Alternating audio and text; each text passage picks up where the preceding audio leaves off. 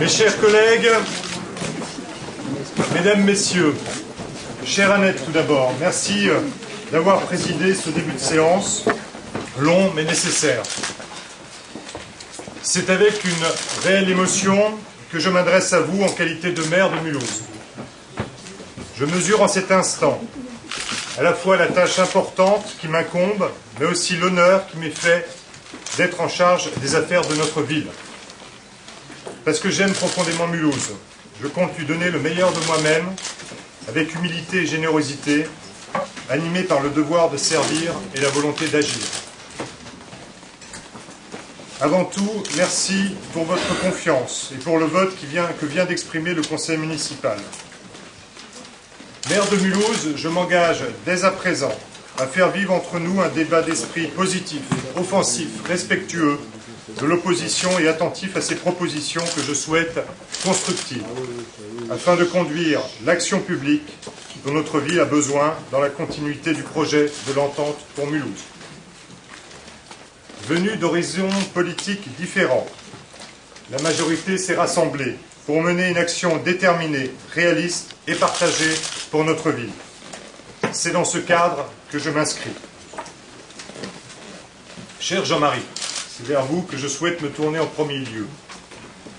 Durant ces 2 dernières années, j'ai appris à vous connaître. Une relation de confiance s'est rapidement instaurée entre nous.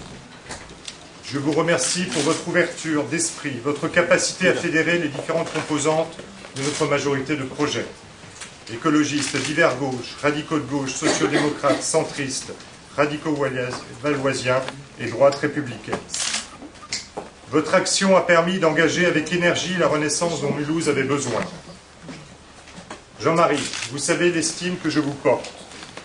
Je vous remercie d'avoir su donner à notre ville le visage qu'elle a aujourd'hui. Il s'agit avant tout, pour nous, de poursuivre ce que vous avez engagé par de nombreux actes forts, notamment en dotant la seconde ville d'Alsace de son tramway. Le tramway, plébiscité par ses usagers, constitue aujourd'hui une colonne vertébrale du renouvellement urbain. Au-delà de repenser et d'améliorer les déplacements, il entraîne dans son sillage tout ce qui aujourd'hui contribue au renouveau de Mulhouse et élargit le champ de ses possibles. Je salue aussi vos actions déterminantes de renaissance de la ville et de la collectivité. Les quartiers Fonderie et Wagner en sont des exemples. Les transformations du nouveau bassin de Bourg-Suller en sont d'autres.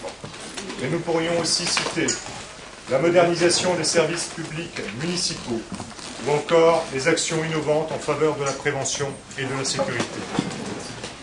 Je veux vous remercier d'avoir mené à bien cette belle aventure.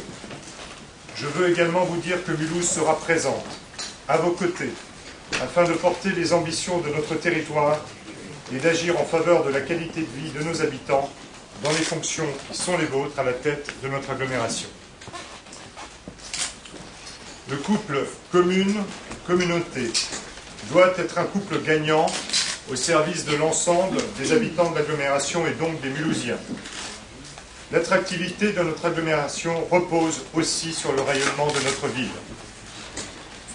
M'appuyant sur les valeurs qui fondent l'intercommunalité que je partage avec beaucoup d'entre vous, la subsidiarité, la solidarité, l'équité entre les communes et entre les habitants, le respect de l'identité municipale, je prendrai toujours en compte la dimension communautaire dans notre action communale. À l'inverse, j'entends aussi que la ville-centre soit, à l'instar des autres communes, au nom même de ces mêmes principes, considérée de la même manière. C'est l'intérêt de Mulhouse, c'est l'intérêt de l'agglomération.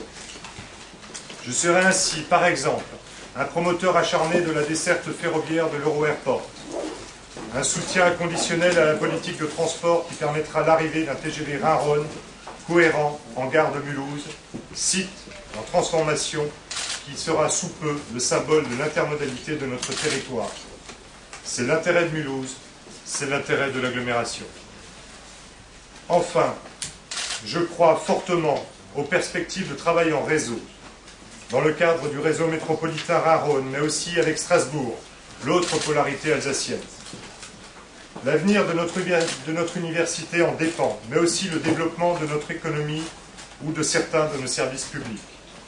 C'est l'intérêt de Mulhouse, c'est l'intérêt de l'agglomération.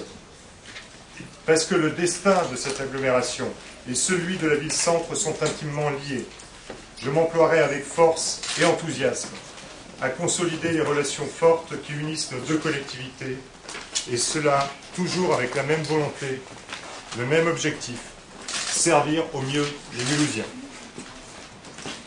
Si on ne peut pas remplacer un homme de la dimension de Jean-Marie Bockel, j'entends lui succéder en apportant au projet municipal ma sensibilité, mon approche du travail transversal, ma vision. Je le ferai avec mes convictions, notamment portées par les valeurs qui m'ont été transmises par mes parents instituteurs.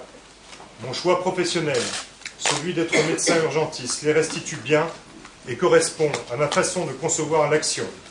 Aller vers l'autre, écouter, aider, faire confiance, connaître et gérer les risques, proposer, décider et agir. Ceux qui me connaissent savent que je suis à la fois un homme de dossier, mais aussi et surtout un homme de terrain. J'agirai avec le sens du service public et pour l'intérêt général. Dans nos sociétés, l'individuel a pris le pas sur le collectif. C'est un constat que nos politiques publiques doivent intégrer. Je ne suis pas nostalgique des systèmes où l'individu était nié au profit de la communauté ou de la société qui l'absorbait. Si les communautés sont bien présentes, elles sont le plus souvent source de réconfort ou d'expression de solidarité. Mais elles peuvent parfois conduire à couper les gens du reste de la société ou à leur montrer une réalité déformée. C'est la raison pour laquelle je préfère la notion du vivre ensemble, celle de l'ouverture à l'autre. Je crois surtout en la capacité individuelle d'aller au-delà du cadre social et culturel d'origine, pour peu que la puissance publique soutienne les démarches d'épanouissement et de dépassement de soi.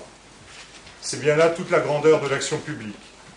Aider celui qui en a le plus besoin à révéler le meilleur de lui-même, encourager les initiatives, ne pas freiner la prise de risque, agir pour une égalité réelle, ne pas céder aux revendications purement égoïstes, ne pas les flatter non plus et sombrer ainsi dans un clientélisme sans issue et porteur de lourdes déceptions, autant que de remise en cause du contrat social de notre République. Agir pour l'égalité réelle, c'est soutenir une politique ferme de lutte contre les discriminations, dans la continuité du travail entrepris.